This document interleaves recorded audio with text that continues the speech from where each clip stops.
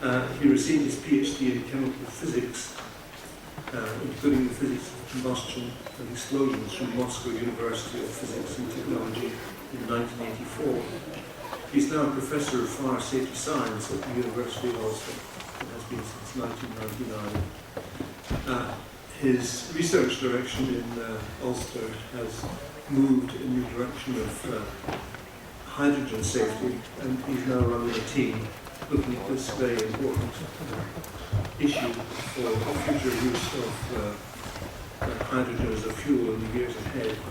He's deputy editor of Fire Explosion and Fire Explosion Safety Journal, and a member of editorial board in Fire Safety Journal,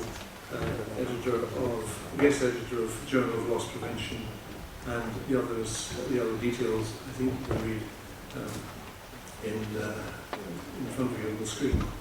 The speaker has 15 minutes in which to deliver his talk, and then we will have 5 minutes for a discussion. I will hand the floor to Vladimir. Thank you, Mr. Chairman. I would like to join everybody who already expressed gratitude to the team of Kidai, Professor Molkov, for excellent conference. I'm the second time over here. It's 6 years past.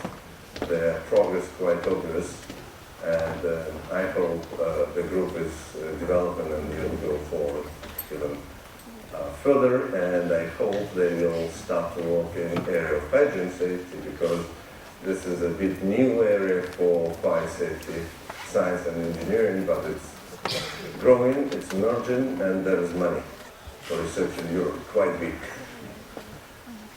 I will present it on behalf of my colleagues in the center.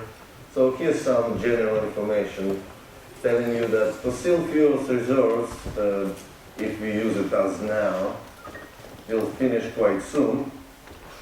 So oil in 40 years, gas in 70 years. So after that, we still could think that renewables could heat our houses, but the question how we'll drive cars. Just today morning I received from my colleague from Los Angeles a briefing telling that a lithium-ion battery cars, this Volt GM, instead of 250 miles, given only 37 miles. So I really believe that a very small niche on the market, and hydrogen will get this long-range niche. As well as geopolitical fears, so if there is not enough oil, you could imagine that those countries who are strong will try to get it from those who are not so strong, and probably be sorry. I heard, by the way, the rumor, make a guess which country has the biggest amount of lithium. Afghanistan, right. So make a guess. Why is something going on there? Independence of energy supply. I'm Russian, but now I'm living in the UK, and I'm not sure that I like high prices of oil.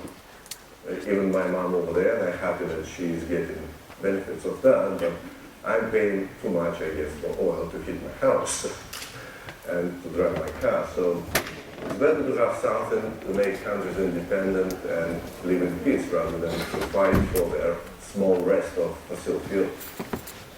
Environmental pollution. I don't know about climate change, is it warming or cooling, but it's definitely changing. So if you use hydrogen, at the moment we call it green hydrogen, still there are doubts, I could say, how hydrogen big releases could affect as well. So it still should be investigated.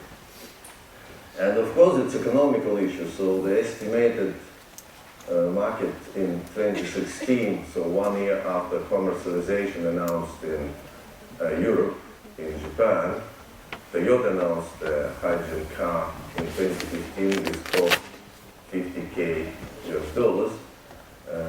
Hyundai announced 2013 hydrogen car, so it's even earlier. So it really will be coming soon, and we have to be ready and to be sure that this is quite safe, and that's where our role. Because of 15 minutes, I will jump very quickly through some recent results we got. So there are two kinds of releases we could have: non-reacting release and reactive catenaries, which is jet fire. So that's two main topics. I will stop this time. So usually, or up to now, there are publications which dealt with expanded jets. So that's jets with quite small pressures up to 1 to 5 maximum bar. And there is formulas available or similarity laws for round jet decay concentration. It's on the top, and plane jet decay. So you could see that plane jet decay is quite longer. It's square root from diameter and distance rather than d over x for round jet. But this is quite theoretical results for like very, very long slope. So what will happen if the slope will have not so infinite ratio? Will the plane jet behave like a plane jet according to this equation, or it will behave differently? So then, in 80s, there were a number of publications concerning underexpanded jet. So underexpanded jet, when the pressure in the nozzle exit is about 1. So hydrogen storage on board storage is now phase 2 in Japan is 700 bar. So it's very underexpanded jet.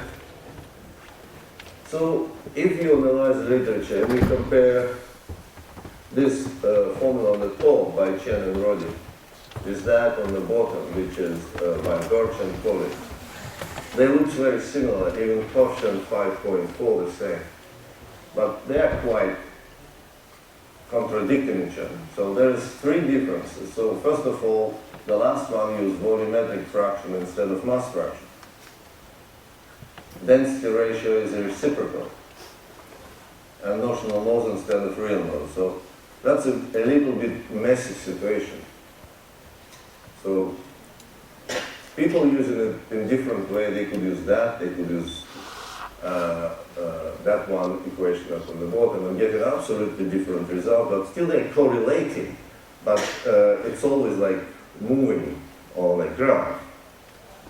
So is there any method that could be validated that give us confidence that we could calculate decay of hydrogen concentration in both expanded and underexpanded jets?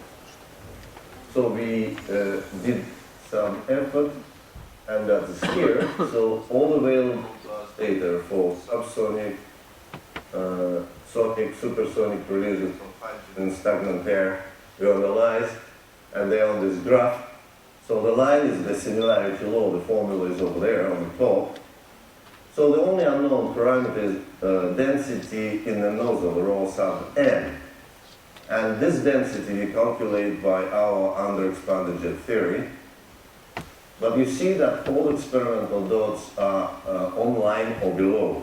And this is really another good indication that we quite good in predictions, because below it's because this particular underexpanded jet theory not taking into account losses during the release. So if you take into account losses, you will get it's closer to the line. So now we able with confidence calculate decay of hydrogen concentration in a momentum jet. This is momentum jet.